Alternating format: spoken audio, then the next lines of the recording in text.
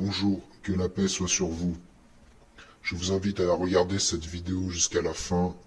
Elle va vous donner des informations sur le monde invisible et les forces du mal qui essayent de détruire le monde. Voilà, ceci est aussi un message pour Anthony Morales. Donc je l'invite à regarder la vidéo jusqu'à la fin et cela pourrait l'aider à sauver son âme. Je commencerai par le hadith suivant. D'après Aïcha, qu'Allah l'agrée, le prophète, que la paix d'Allah et son salut soient sur lui, a dit « La plume a été levée pour 3 personnes. Pour la personne qui dort jusqu'à ce qu'elle se réveille, pour le petit jusqu'à ce qu'il grandisse, et pour le fou jusqu'à ce qu'il retrouve la raison. » Tout ça pour dire que, Anthony, ta mère t'a entraîné à faire de la sorcellerie depuis petit, elle t'a menacé, elle t'a obligé à être dans cette secte, mais tu n'es pas obligé. Mais tu n'es pas responsable de tes actes car tu n'as pas atteint la puberté. Donc, ne l'écoute pas, n'écoute pas le diable qui te culpabilisera ou te dira que ton âme est perdue car tu as commis ces crimes, car tu n'es pas responsable et si tu changes d'avis avant la puberté, Dieu te pardonnera tous ses péchés car ils ne sont pas comptés. Voilà. Évangile de Jésus-Christ selon saint Matthieu. Jésus disait aux 12 apôtres : « Ne croyez pas que je sois venu apporter la paix sur la terre. Je ne suis pas venu apporter la paix, mais le glaive. Oui, je suis venu séparer l'homme de son père, la fille de sa mère, la belle-fille de sa belle-mère. On aura pour ennemis les gens de sa propre maison. Celui qui aime son père ou sa mère plus que moi n'est pas digne de moi. Celui qui aime son fils ou sa fille plus que moi n'est pas digne de moi. » Dans ce passage de l'Évangile, Jésus nous parle des ennemis qui sont dans notre famille. C'est-à-dire, Anthony, ta mère est une sorcière. Donc, elle t'entraîne à faire le mal, elle t'entraîne à adorer le diable. Donc, elle est pour toi un ennemi. Donc, si tu veux sortir de cette condition et te rapprocher de Dieu, il faut que tu combattes ta mère, que tu t'opposes à elle et que tu n'acceptes plus de suivre sa voie. Et ainsi, tu pourras t'en libérer. Mais tu ne pourras pas faire cette transition tant que tu ne te seras pas opposé à elle. C'est pour cela que Jésus a dit « Nous aurons pour ennemis les gens de notre famille ». Je sais que ta mère t'a menacé, et je sais aussi que tu as très peur d'elle, mais c'est une mauvaise décision et c'est une mauvaise attitude. Il ne faut pas avoir peur du diable ni de ses alliés. Et je vais te faire écouter et te faire lire les passages du Saint-Coran qui nous disent que Dieu est plus puissant que toutes ses forces et qu'il ne faut pas avoir peur, que si tu mets ta confiance en Dieu, tu n'as rien à craindre. Donc, tu peux dire la vérité, tu peux t'opposer et tu seras sauvé. أعوذ بالله من الشيطان الرجيم بسم الله الرحمن الرحيم ألم تعلم أن الله له ملك السماوات والأرض وما لكم من دون الله من ولي ولا نصير إنما ذلكم الشيطان يخوف أولياءه فلا تخافوهم وخافون إن كنتم وما لكم لا تقاتلون في سبيل الله والمستضعفين من الرجال والنساء والولدان الذين يقولون ربنا أخرجنا من هذه القرية الظالم أهلها واجعل لنا من لدنك وليا واجعل لنا من لدنك نصيرا الذين آمنوا يقاتلون في سبيل الله والذين كفروا يقاتلون في سبيل الطاغوت فقاتلوا أولياء الشيطان إن كيد الشيطان كان ضعيفا ذلك بأن الله مولى الذين آمنوا وأن الكافرين لا مولى لهم. Si tu restes du mauvais côté, si tu restes avec le diable, écoute les paroles de l'Évangile et du Coran sur ce qui va t'arriver. Alors il leur répondra: En vérité, je vous le dis, dans la mesure où vous n'avez pas fait cela à l'un de ces plus petits, c'est à moi que vous ne l'avez pas fait. Et ceux-ci iront au châtiment éternel, mais les justes à la vie éternelle. Bismillahirrahmanirrahim. Innal mujrimina fi adhabi jahannam khalidun.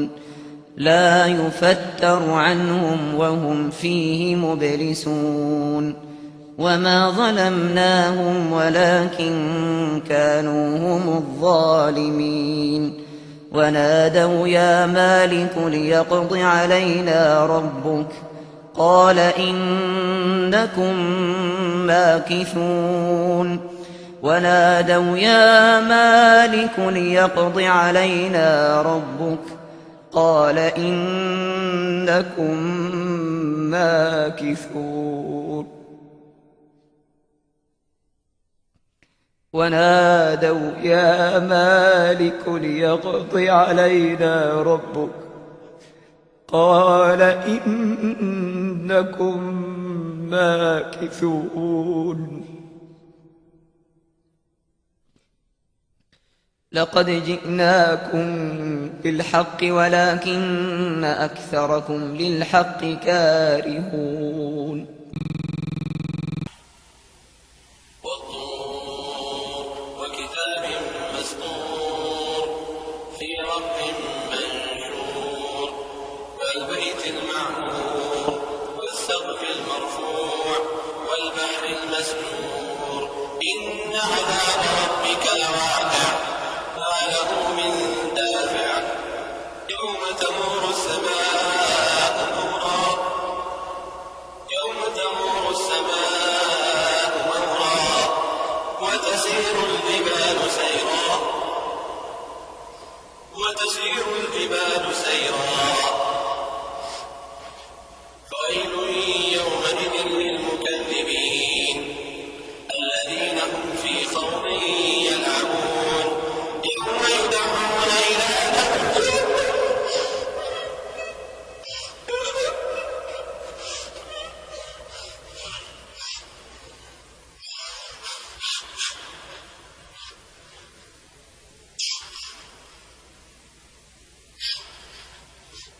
يوم يدعون إلى نار جهنم دعا هذه النار التي كنتم بها تكذبون أفسحر هذا أم أنتم لا تبصرون اصلوها فاصبروا أو لا تصبروا سواء عليكم إنما تجزون ما كنتم تعملون. Anthony, ton père a tout fait pour te sortir de cette situation. Il est allé plusieurs fois devant le juge. Tu as été même convoqué chez le juge des enfants plusieurs fois. Mais à chaque fois, tu as menti. Tu as eu peur de ta mère et je le comprends. Mais aussi, tu aimes faire de la sorcellerie, car le diable te donne un certain pouvoir. Et cela peut être grisant. Mais comme tu as écouté les versets de l'enfer, à quoi bon avoir le pouvoir quelques années pour finir dans l'enfer éternel? Ce n'est pas un bon choix et ce ne sera pas une bonne rétribution pour toi. Donc maintenant, ton père ne peut plus rien faire pour toi. C'est à toi de quitter ta mère, de dire la vérité. Et si la vérité ressort et que tu peux témoigner et repasser devant un juge et dire la vérité, alors ton père pourra redemander d'avoir ta garde et s'occuper de toi, car il t'aime, il t'aimera toujours. Tu es dans ses prières, il prie pour toi tous les jours. Et pour les gens qui ne croiraient pas à ce discours, je vous laisse encore lire un passage de l'Évangile. Jésus parle d'un enfant possédé. Vous allez écouter aussi le témoignage d'un enfant sorcier qui témoigne de ce qu'il a vécu et qui a fait un vrai repentir et des aveux sincères. Et vous verrez aussi un enfant qui se fait exorciser, un enfant possédé par un démon qui a été exorcisé par un homme pieux qui l'a guéri. Voilà, donc à tous les sceptiques, regardez jusqu'à la fin et vous serez surpris. Anthony, si tu veux t'en sortir, c'est très simple. Il faut te convertir à l'islam, croire en Dieu et en son prophète, suivre les commandements du Coran, les commandements du prophète, la sunna, et le diable ne pourra rien contre toi. Dieu va te sortir de cette situation, il va te purifier et il va t'amener dans une bonne direction et te guider vers les bonnes actions, te faire éviter les mauvaises et, si Dieu le veut, t'accueillir dans son paradis. C'est tout à fait simple. C'est simplement une question de choix et le choix est entre tes mains. Mon fils qui est possédé d'un esprit muet. En quelque lieu qu'il le saisisse, il le jette par terre. L'enfant écume, grince des dents et devient tout raide. J'ai prié tes disciples de chasser l'esprit, et ils n'ont pas pu. Race d'incrédules, leur dit Jésus, jusque à quand serai-je avec vous? Jusque à quand vous supporterai-je? Amenez-le-moi. On le lui amena. Et aussitôt que l'enfant vit Jésus, l'esprit l'agita avec violence. Il tomba par terre et se roulait en écumant. Jésus demanda au Père, « Combien y a-t-il de temps que cela lui arrive ?» « Depuis son enfance, répondit-il. Et souvent l'esprit l'a jeté dans le feu et dans l'eau pour le faire périr. Mais si tu peux quelque chose, viens à notre secours, aie compassion de nous. » Jésus lui dit, « Si tu peux, mais tout est possible à celui qui croit. » Aussitôt le père et l'enfant s'écria, « Je crois, viens au secours de mon incrédulité. » Jésus, voyant accourir la foule, menaça l'esprit impur et lui dit, « Esprit muet et sourd, je te l'ordonne, sors de cet enfant et n'y entre plus. » Et il sortit en poussant des cris et en l'agitant avec une grande violence. L'enfant devint comme mort, de sorte que plusieurs disaient qu'il était mort. Mais Jésus, l'ayant pris par la main, le fit lever. Il se tint debout. Quand Jésus fut entré dans la maison, ses disciples lui demandèrent en particulier « Pourquoi n'avons-nous pu chasser cet esprit ?» Et il leur dit « Cette espèce-là ne peut sortir que par la prière. »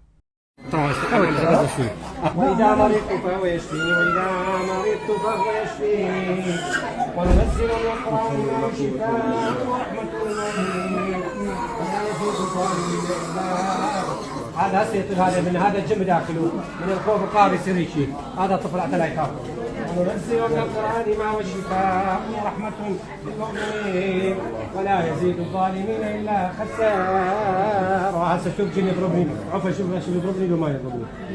شوف حبيبي تعال يمي وإذا مرضت فهو يشفيني وإذا مرضت فهو يشفيني. اضربني الله في خوشه شوف هذا الجن يضربني هسه يطيب ابني شو اسمه عباس. هذا مو عباس هذا الجن هسه عباس يطيب ان شاء الله اخرج ايها الجن واذا مرضت فهو يشفي. يهودي اصلي قائد مساعد ما حد يدلني مشكله بس الزمن. هذا الجن شوف ضربني لحد لا افرح يجي هذا الجن ما واذا مرضت فهو يشفيني واذا مرضت فهو يشفيني وننزل من القران ما هو شفاء للمؤمنين ولا يزيد الظالمين إلا خسارة. هسه شوف هذا الجن شوف هسه يطلب يعني يهودي إذا تستسلم قل لا إله إلا الله. لا استسلم على دين الإسلام. شوف ما يستسلم يقول أنا يهودي احترامي للإسرائيلي واليهوديين. الجن يعني نحب كل الناس يهودي مسلم مسيحي هدفنا خدمة البشرية. بس اخرج يا عدو الله اخرج يا أيها الجن. استسلم. شو اسمك؟ شعلية هسه اضربك والله. اخرج استسلم لو تخرج لو اضربك. شو اسمه استاذ عباس؟ اذا ما تخرج من جسد عباس ابني حبيبي باي مكان جايني. راشدي بغداد. راشدي بغداد هاي بغداد ايه. انا ما اخاف منك بس ما تضربني. يلا استسلم على دين الاسلام. يلا انت رجل ومرأة. رجل ما استسلم. كم صار شو صار؟ صار له اسبوع هيك وقاعد صار يقول 5 اشهر يعني يقول 5 اشهر. هسه وعد ابنك يطيب. شو اسمه ابنك؟ عباس. وننزل من القرآن ما هو شفاء ورحمة للمؤمنين ولا يزيد الظالمين إلا خسارا. رجال جن. والله هذا مو عباس، هذا الجن. هسه طلع هذا الجن يهودي. شوف هذا الجن شوف شو يسوي. هسه ابنه يطيب باذن الله. وننزل من القرآن ما هو شفاء. ما حد يجوز هذا الجن.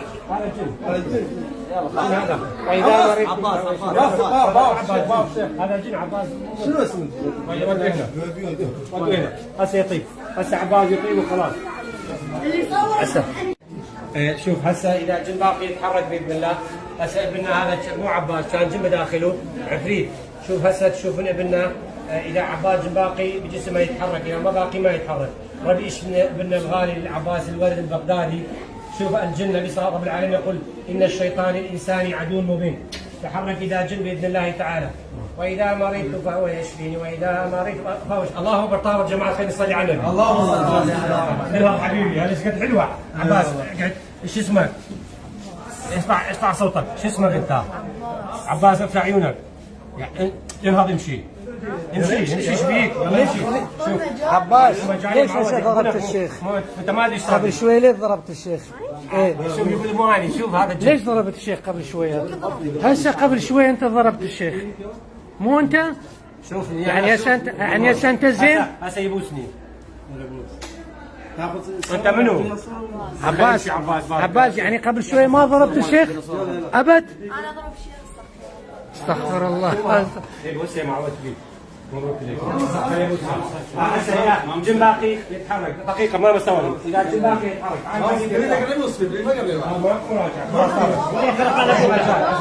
رحنا نواجه كيف هذا ازدعاج. شو اسمه؟ شوفوش هذا عباس. صلوا على النبي. عباس يقول ما ضربت الشيخ. هذا شاي يضربني سهل ولا عباس ما نستوعب جهنم عباس اذا تسوي شيء.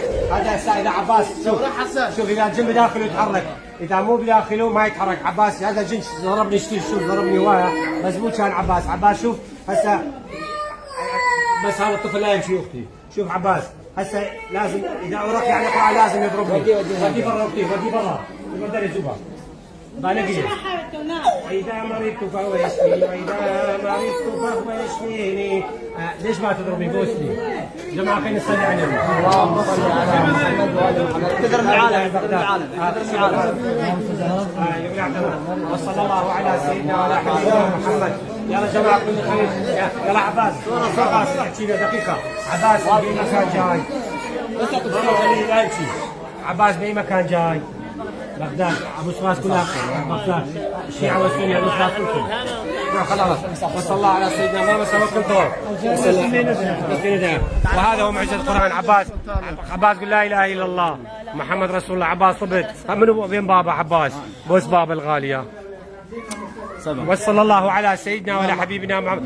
أريد في كل العالم يفتحوا المستشفيات حتى ننقذ الآلاف مثل عباس. يوم يقتل أنفسهم الجن يقتلهم ما يعرفون بنفسهم هم الجن. هم ما يعرفون هو الجن. عباس كان جن بداخله مو عباس ولد طيب عاقل شريف ابن شريف. ولكن الجن شوف شباب العباس يوميا مئات من الناس يموتون بهذا الموضوع. ما يعرفون الطب ما يعرف الجن بالفحوصات ما يطلع. والله يا اغنياء يا اهل الملوك ساعدوني حتى افتح مستشفيات. اتقوا الله. انا اخذوني يم الشيوخ كسروا الاصابع هذني هسه سووا حتى حجام بظهري. تعال شوفها وحتى حجامه براسي سووا. لا حول ولا قوه. حتى بالعوده ضربون على ظهري كسروا. اي صحيح. انت ابوه.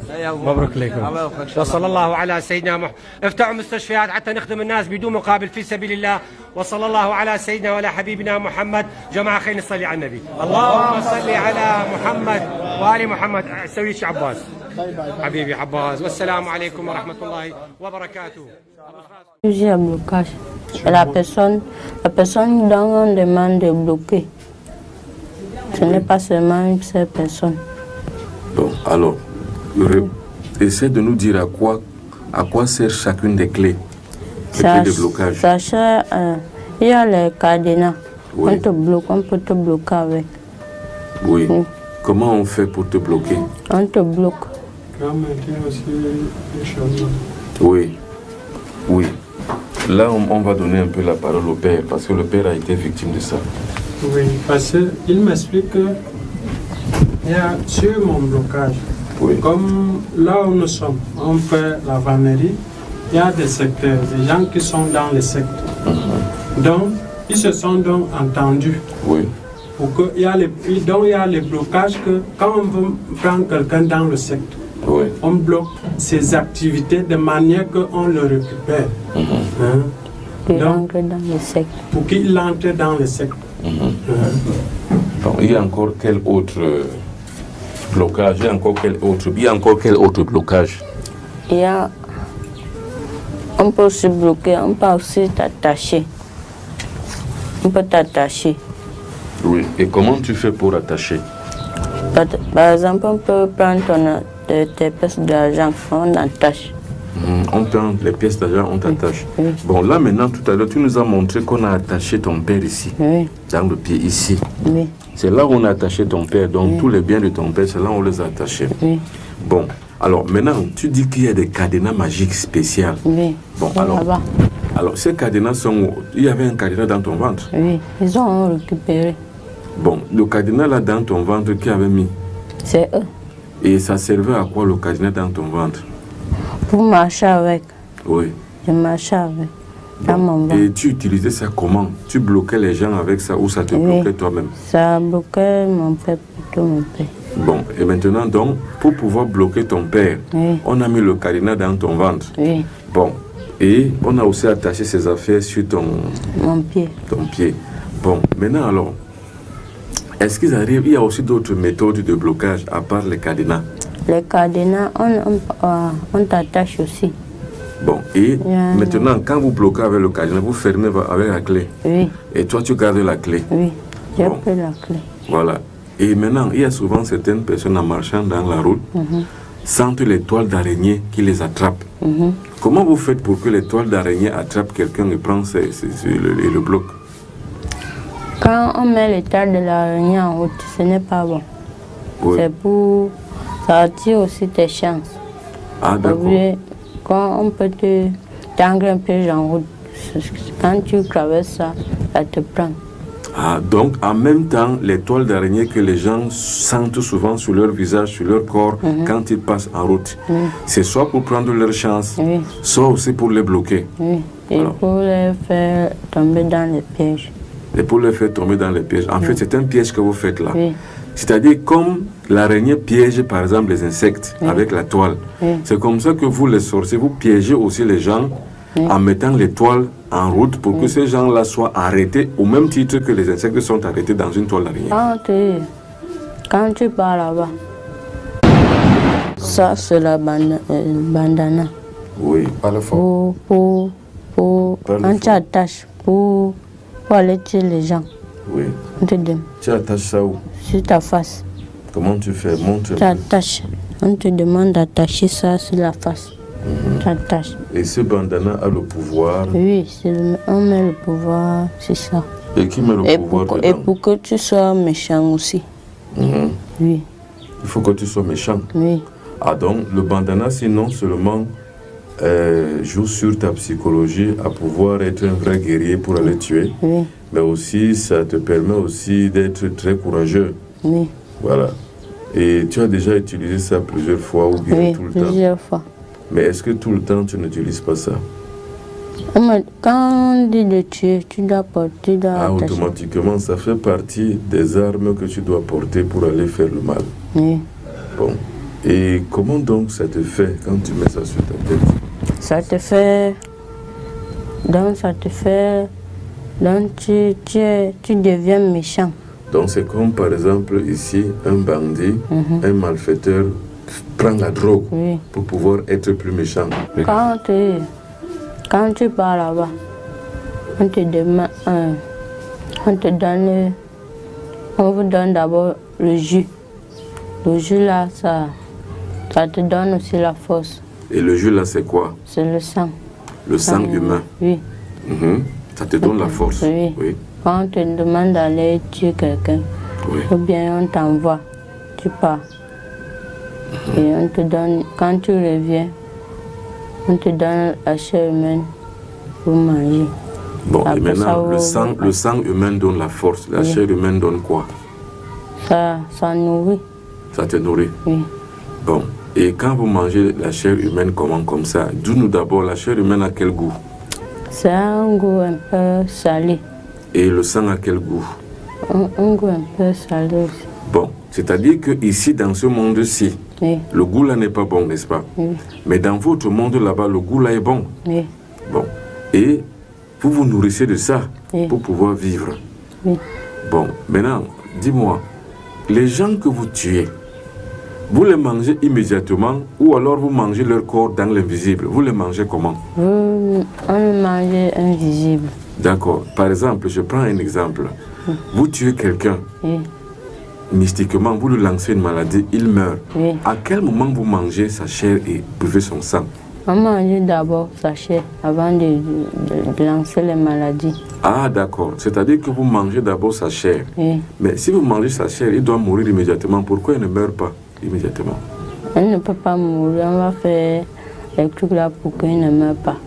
Ah bon. Donc quand vous mangez maintenant son corps, sa chair, vous faites une magie pour qu'il ne meure pas immédiatement. Oui. Vous pouvez manger quelqu'un comme ça pendant combien de jours? On peut même pousser même à 2 ans pour qu'il ne meure. Ah, donc quand vous mangez quelqu'un, vous mangez, vous le rongez à petit feu. Oui. Et vous prolongez sa vie, qu'il ne meure pas rapidement, jusqu'à ce que vous l'ayez suffisamment mangé. Oui. Mais comment la personne sent son corps quand vous le mangez comme ça pendant 2 ans? Il ne peut pas sentir. Il ne sent rien? Oui. Il ne sent pas la maladie, il ne sent pas la fatigue, il ne sent rien? Non. Mais vous vous mettez à le manger? Oui. Et quand vous le mangez donc comme ça pendant 2 ans, vous pouvez décider que c'est fini, il meurt? Oui. Et quand vous le mangez, est-ce qu'au fur et à mesure, sa chair finit? Oui, ça finit. Et quand la chair est finie complètement? Oui. Il reste toujours en vie. Et puis enfin, c'est vous qui décidez quand vous allez le tuer? Oui.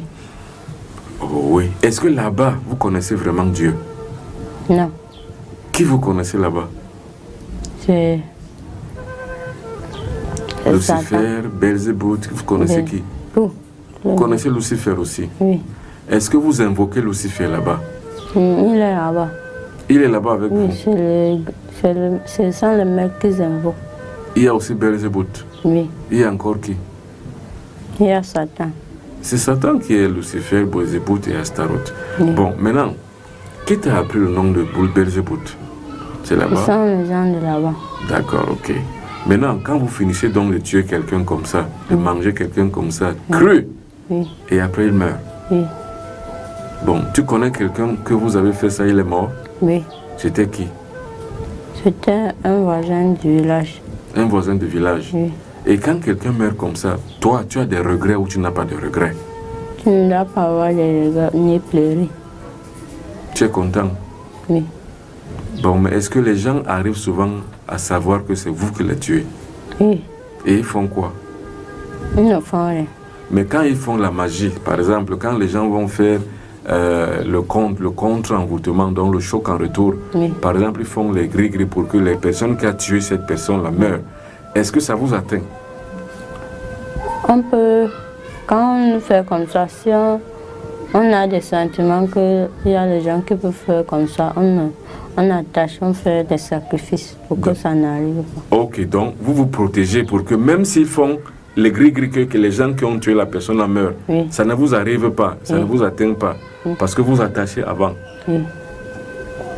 Est-ce que tu as autre chose sur le cannibalisme, sur le fait de tuer les gens et manger à dire? C'est tout ce que tu avais à dire ou tu as autre chose que tu as oublié? On empoisonne aussi. Non, à part la poudre de nuit que tu as montée tout à l'heure, il y a un autre empoisonnement? Oui.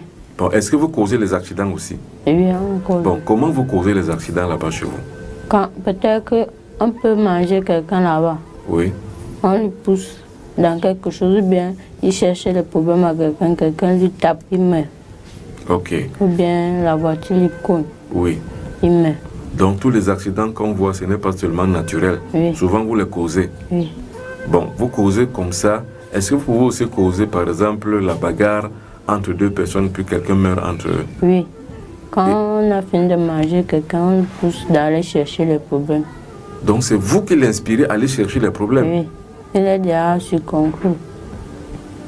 Et vous contrôlez vraiment son acte et son geste. Bon, est-ce que tu peux me raconter une histoire où toi tu connais, où tu es allé, ou bien où vous avez fait que quelqu'un meure par accident? C'était quoi par exemple? Donc, on avait tué la personne et on ferme tes yeux. Oui. Que toi, tu vois que tu es en train de voir. Ou bien tu traverses la route. La voiture vient te cogner. Oui. Ou bien on ferme les yeux du chauffeur. Oui. La voiture vient te cogner. Et quand quelqu'un meurt donc comme ça, vous récupérez son sang, ou bien vous avez déjà pris le sang depuis? Vous avez déjà pris le sang. Vous avez déjà mangé même la chair depuis. Oui. Maintenant, vous provoquez seulement que ça arrive pour qu'on voie que c'est l'accident, alors que vous l'avez tué. Sans les chaussures qu'on me demande de porter quand je pars là-bas. Oui, tu portes ça pourquoi? Parce que ils m'ont demandé de porter. Pourquoi? Ça sert à quoi quand tu les portes là-bas ou tu ne les portes pas? Ça sert à quoi là-bas? Parce que ça allait plaire là-bas. Ah, ça, ce sont des chaussures d'élégance ou alors les chaussures mystiques qui te servent à... Ça te sert à marcher d'un point à un autre. Oui. C'est-à-dire que, par exemple, comme quelqu'un qui est dans la Lune, qui marche sur la Lune, il doit avoir une combinaison spéciale. Oui. Donc toi aussi là-bas, avant de marcher là-bas, dans le monde invisible où tu vas, il faut que tu aies des chaussures. Oui. Bon, là, tu peux passer par n'importe où et faire n'importe quoi. Oui. Et si tu n'as pas les chaussures? On te donne les chaussures là-bas. Non, je dis si tu ne portes pas les chaussures là-bas, qu'est-ce qui va se passer? C'est pas, tu ne peux pas, il y a le froid. Ah, donc c'est une combinaison que tu dois forcément mettre parce que le monde là-bas est très froid. Oui. Alors, maintenant, montre bien tes pieds. Il y a d'autres choses qui sont dans tes pieds. Qu'est-ce qu'on a mis dans tes pieds? C'est ici qu'on a attaché les marchandises de mon père ici. C'est-à-dire là pour blocage. Oui. Bon, il y a quoi d'autre encore sur tes pieds? Parce que c'est les mêmes pieds qui doivent mettre ces chaussures. Nous voulons trouver le lien entre tes pieds et les chaussures. Qu'est-ce qu'on a encore mis? Rien à part que le blocage. Donc c'est là où on a attaché le succès, donc la réussite, les affaires de ton père, pour que ton père ne prospère pas. Voilà. Et l'autre pied, on a mis quoi? Rien. Rien. Il n'y a que là qu'on a pris le pied. Qui a attaché les affaires de ton père? C'est toi-même ou bien c'est eux? C'est eux. Comment tu arrives à le faire? On te fait apparaître dans les rôles d'une personne. Oui. Tu commences à... On te donne un pouvoir. Oui. Que tu commences à lui faire les couches de nuit. Oui. Puis tu retires sa chance. Tu peux le donner.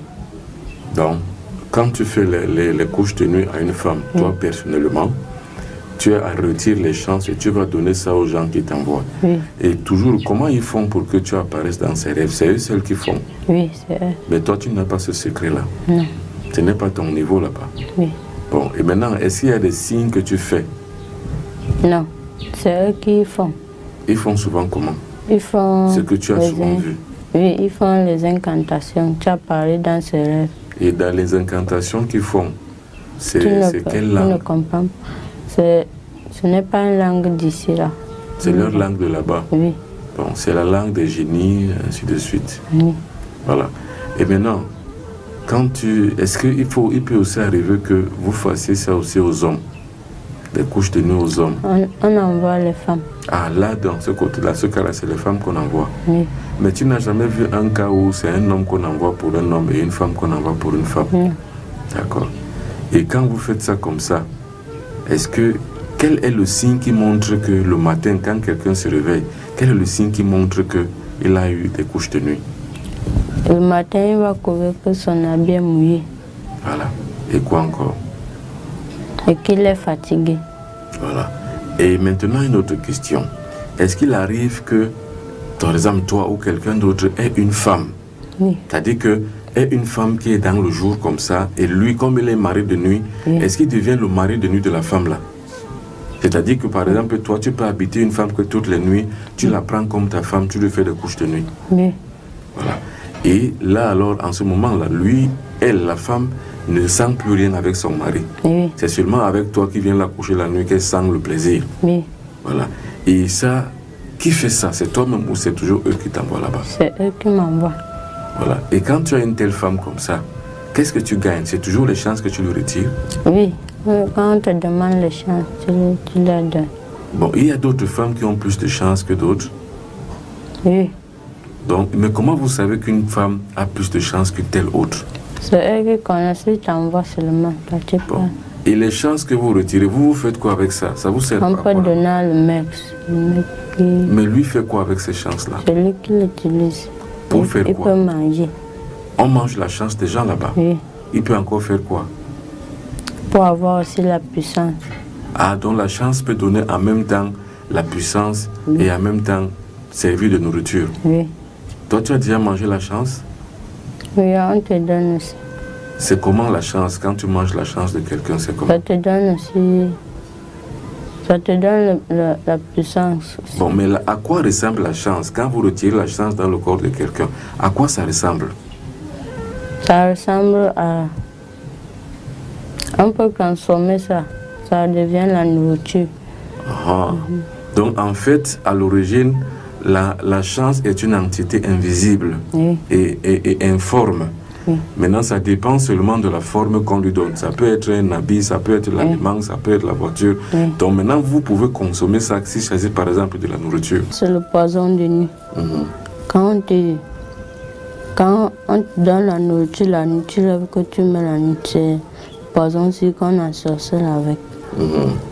Donc quelqu'un rêve qu'il est en train de manger la nuit. Oui. Alors que forcément, on a mis le poison de nuit. Oui. Alors, qu'est-ce que ça va causer dans le corps de quelqu'un qui a mangé ça la nuit? Son ventre va commencer à faire mal le matin.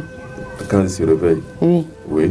Et il se réveille qu'il n'est pas affamé le matin. Il peut faire toute la journée sans avoir faim. Parce que vous lui avez fait manger la nuit? Oui. Ou vous avez mis la poudre? On a fait manger la nuit, on a mis la poudre. Voilà. Et la nourriture que vous le faites manger, qui prépare ça? C'est les gens de là-bas, les chefs. Et c'est eux qui t'ont souvent chargé d'aller faire manger les gens la nuit. Oui. Tu as déjà fait manger les gens, combien de gens la nuit, le poison de nuit? Plusieurs personnes. Voilà. Raconte-nous une seule histoire que tu connais, que tu te rappelles que tu as fait. Ça s'est passé comment? Quand on te donne ça la nuit, de manger, quand tu manges le ventre... Non, comment on t'a donné la nourriture? C'est toi qui en donnes la nourriture à les donner ou bien c'est eux-mêmes qui font faire? Donc il faut que tu apparais dans les rêves de quelqu'un. Oui. Et quelqu'un rêve qu'il est en train de manger la nuit. Alors que c'est le poison qu'il a. Mais comment toi tu fais pour apparaître dans son rêve? Ce sont les mecs qui font apparaître. D'accord. Il y a plusieurs maîtres là-bas. Oui. Ils te font par exemple apparaître dans le rêve de monsieur ou madame Y. Oui. Et une fois tu apparais dans ses rêves, tu lui fais manger la nourriture qu'ils t'ont donnée. Oui. Ou tu as empoisonné avec cette poudre. Oui. Et est-ce que cette poudre-là peut arriver à tuer? Oui, ça arrive à tuer. Quand on te fait déjà manger ça plusieurs fois. Oui. Oui, ça te fait. Il te souvient d'avoir fait manger plusieurs fois cette poudre à quelqu'un et il est mort? Oui. C'était qui? C'était quelqu'un du village. Oui. Il est mort. Il l'a mangé et puis il est mort. Ça, c'est le miroir de là où on garde la porte. La porte là où on garde les morts. Oui. Donc vous avez un endroit où vous gardez les morts là-bas. Des gens que vous tuez. Oui. Vous avez donc une espèce de morgue là-bas où vous le gardez. Oui. Ou alors quand ils sont déjà pourris, vous gardez leur squelette là-bas. Oui. Et ce miroir-là correspond à la porte. Oui, la porte là on les garde. D'accord. Et l'autre miroir, parce que tu as deux miroirs. Et l'autre, ça permet de tuer quelqu'un à distance quand alors, tu le vois. Mets d'abord l'autre miroir à terre. Voilà, celui-là. Montre-nous comment vous faites pour tuer des personnes à distance. Quand tu invoques la personne que on t'a demandé de tuer, oui. Tu l'invoques, il apparaît dans le miroir. Oui. Tu le piques. Tu piques à quel endroit? Tu piques n'importe quel endroit. L'endroit où tu voudrais le voir souffrir. Là, on m'a demandé de piquer. Ah bon, donc c'est d'abord le maître. Alors, mais comment tu as fait pour avoir le miroir là? Comment il t'a donné ça? Ou bien c'est toi qui l'as transformé ou c'est lui qui l'a transformé comme ça? C'était le miroir de la maison et ça s'est cassé. On m'a demandé de prendre. Bon, quand tu as donc pris, tu as mené ça là-bas, ils ont travaillé ça. Ils ont travaillé ça étant ici. Bon, je veux que tu expliques encore. Par exemple, une personne qui est en France, toi tu es au Cameroun, et une personne est en France, donc à 6000 km du Cameroun, là où tu te trouves. Comment tu fais pour le tuer? Tu l'invoques, on a rangé le miroir. Oui. Tu l'invoques, il vient. Et tu invoques, ça veut dire que tu appelles la personne. Oui. Son esprit vient. Oui. Oui, ensuite. Tu lui vois, tu lui piques. Là, on t'a demandé de piquer. Voilà. Et après, qu'est-ce qui va se passer? Après, il va commencer à souffrir. Oui. Bon, après, regardez bien la caméra toi-même. Alors, quand tu fais ça à quelqu'un et tu t'attends qu'automatiquement il va commencer à souffrir. Oui. Bon, alors qu'est-ce qui va se passer? La souffrance sera comment? Oui, il va commencer à avoir mal quelque part. Oui. Après ça, il va mourir. Bon, donne-moi un exemple de quelqu'un dont tu avais tué comme ça, avec le miroir à distance. On m'a demandé de piquer quelqu'un avec. Quelqu'un? Oui. Il était où? Il était dans notre village. Oui. Il a commencé le pied a commencé à pourrir. Il est mort. Tu avais piqué quelle partie du corps? Le pied, ici à la jambe. Donc le pied a commencé à pourrir. Oui. Le pied s'est infecté. On a coupé le pied. Oui. Oui. Oui. Il était mort. Et les maladies, comment tu lances les maladies? C'est toujours avec le miroir? Non. Vous lancez les maladies? Poudre. Alors la poudre, là, on va la voir maintenant, mais pas pour l'instant. Une poudre, c'est invisible. Oui. Donc tu vois, il y a le miroir là, tu vois. Où est ce miroir-là? Ici, quelque. Bon, donc, tu nous prends ce miroir-là. Hein, vas-y. Parce qu'il va falloir que les gens voient comment ça se passe, afin que ça ne soit plus étrange, que les gens voient comment ça se passe. Et je rappelle que la culture nationale, donc, ils sont dedans. Donc, il va donc se charger de sortir le miroir et de montrer comment ils envoient souvent le sida aux gens, comment ils envoient souvent le cancer aux gens, comment ils envoient souvent le cancer aux gens. Voilà donc le fameux miroir. Alors, maintenant, dis-nous exactement comment tu fais avec le miroir, ce miroir-ci. Oui. Il faut que la caméra filme bien ce miroir. Tu vois quelqu'un. Oui. Tu l'invoques aussi. Oui. Tu lui lances la maladie.